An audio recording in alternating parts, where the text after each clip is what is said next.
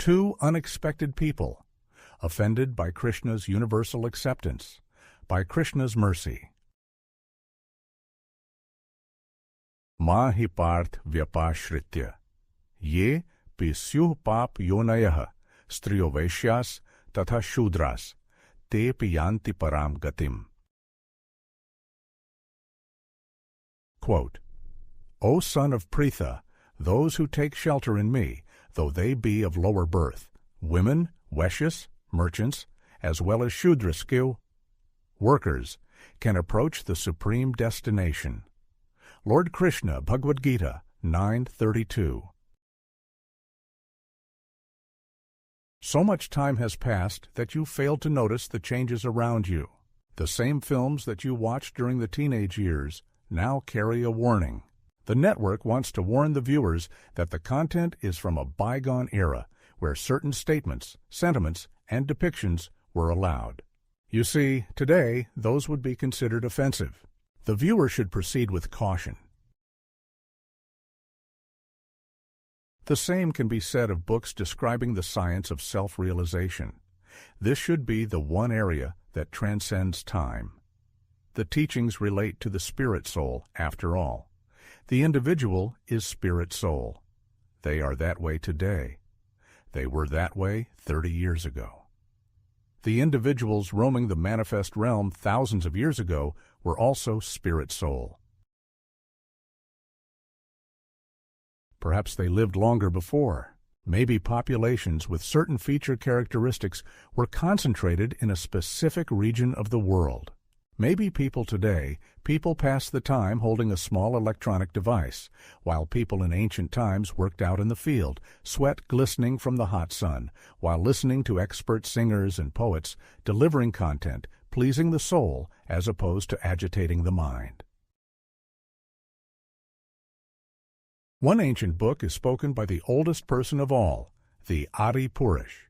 At least that is the claim that Bhagavad-gita is the Song of God. This means that the appeal should be universal, not isolated to a certain religion, denomination, church, institution, establishment, or government. From high to low, from man to woman, from expert to novice, everyone has something to gain from hearing from God. Except some of the sections are considered offensive by today's standard. Take the concept of papyoni, for example. This refers to a sinful birth. The word pap is unambiguous. Sinful, in this sense, refers to a kind of punishment, like getting sent to detention for misbehaving in school, like being sent to the back of the auditorium to watch the performance from far away, like getting colder in the game in moving further away from the finish line. The mention of papyoni fulfills two purposes, but it appears that the mere mention of it is what triggers offense. You see, the categories for papyoni include women, merchants, and laborers. How can anyone be considered sinful based on the circumstances of birth? How could Sri Krishna, the one who sings the Gita, be so callous and cruel? Why would he draw distinctions in that way? Of course, the second purpose to the mention is what should remove the offense entirely. You see, those within the papyoni category are eligible for elevation. They can reach the highest destination, param gatim. They are not denied entry based simply on how they were born. For today's analysis, we consider another angle of vision. People might take offense from the same mention, but for an entirely different reason. 1. Kshatriyas. We are warriors by occupation. We protect the innocent. That is the meaning to the very word, protecting against injury. If you think it is so easy, why don't you give it a try? Oh, I see. You are too afraid to step foot on the battlefield. The danger too much to handle. You would rather have someone else fight your battles. That is fine. We will assume the risk. We are not afraid to die in trying to defend. The thing is, why would God extend the same opportunity for liberation to others? Arjuna is a Kshatriya. It makes sense that a proud warrior would be eligible for mukti, which is the end of the cycle of birth and death. Why would the sinful population be eligible for the same when they have done nothing to deserve that honor? 2. Brahmanas. We are the priestly class.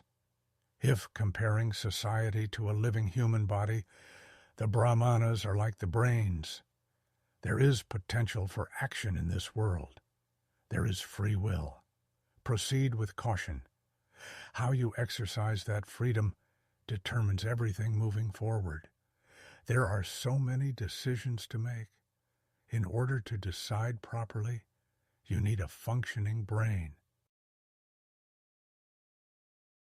We are that brain for society as a whole.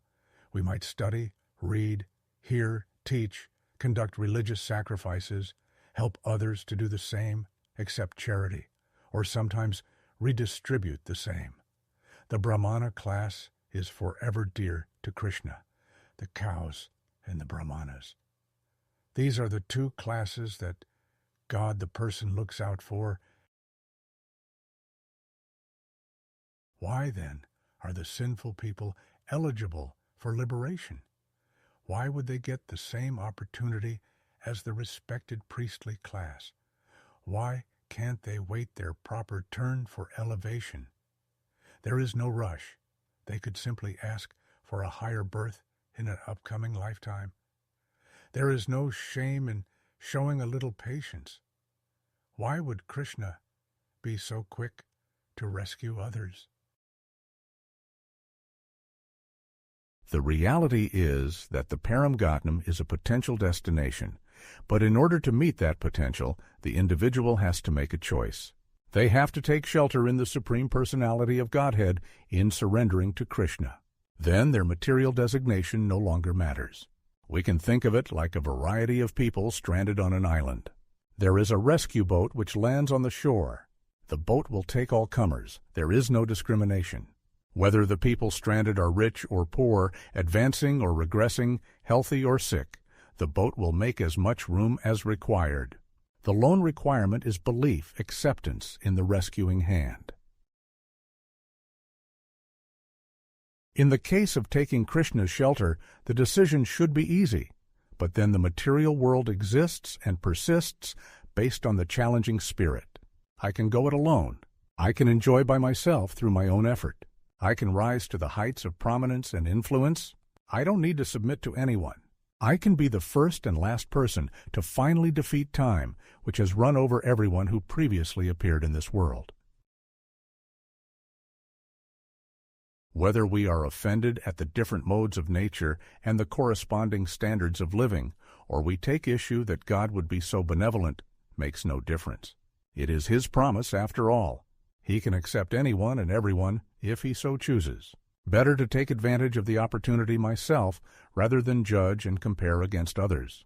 Better still to help others to realize that they have the wonderful opportunity right now to complete the mission and end rebirth once and for all. Bahunam janmanam ante, Gyanvan mam prapadyate, Vasudeva sarvam iti, Samahatma sudurlabha. Quote, after many births and deaths, he who is actually in knowledge surrenders unto me, knowing me to be the cause of all causes and all that is. Such a great soul is very rare. Lord Krishna, Bhagavad-gita 7:19. In closing, finally the cycle to end, into liberation to extend. Whether considered high or low, respected or degraded so, whether as woman or in laborer class, from shelter this one to be the last. Because Krishna that promise making, better that rescue immediately taking.